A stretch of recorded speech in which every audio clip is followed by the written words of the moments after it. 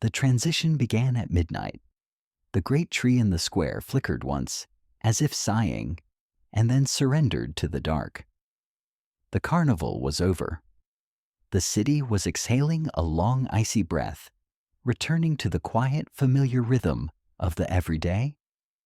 For most, it is just a date on a calendar, a signal to return to work. But for those who know how to look, it is the beginning of another quieter miracle. It is the moment when the magic stops being a spectacle and starts being a secret. From his workshop window, Elias watched the ritual of the end. Men in heavy coats climbed ladders to strip the silver and gold. The ornaments were laid into wooden crates, wrapped in old newspapers like fragile memories being put to sleep. "Where does it all go?" Peter asked, his breath misting the glass. "When the boxes are closed and the lights are gone, does the magic just die, grandfather?" Elias smiled, the soft gray light of January tracing the lines on his face. "Magic is a heavy thing, Peter. It requires a lot of heart to carry it. If the world stayed this bright all year, we would eventually grow blind to the brilliance. It doesn't die. It just changes its coat. It moves from the grand cathedrals and the crowded squares into the small, silent corners where we live our real lives." He lifted his steaming mug, the warmth curling around his fingers. "It's here now, in the way your hands feel when they are finally warm after a walk in the frost.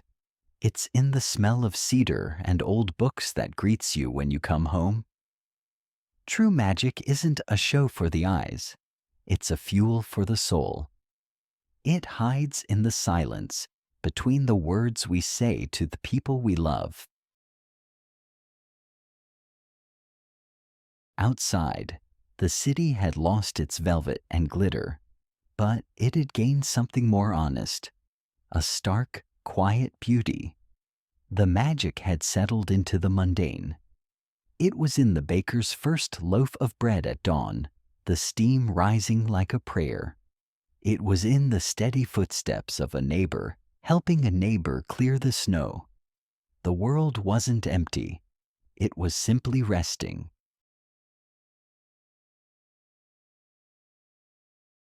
Peter's eyes caught a flash of light.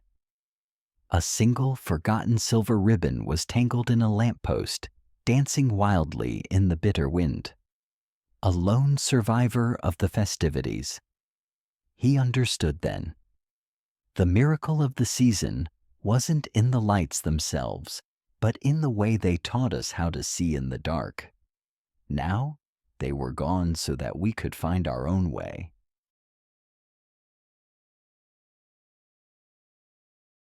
Elias placed his last wooden toy on the shelf. He knew the months ahead wouldn't be a void. February's cold, June's heat, September's rain. They were all part of the same story. Every kind word spoken when the world feels gray. Every quiet act of patience in the heat of a Tuesday afternoon. That is where the holiday magic truly lives. It is a fire we carry inside us. So, as you pack away your stars and glass bells, do not feel a loss.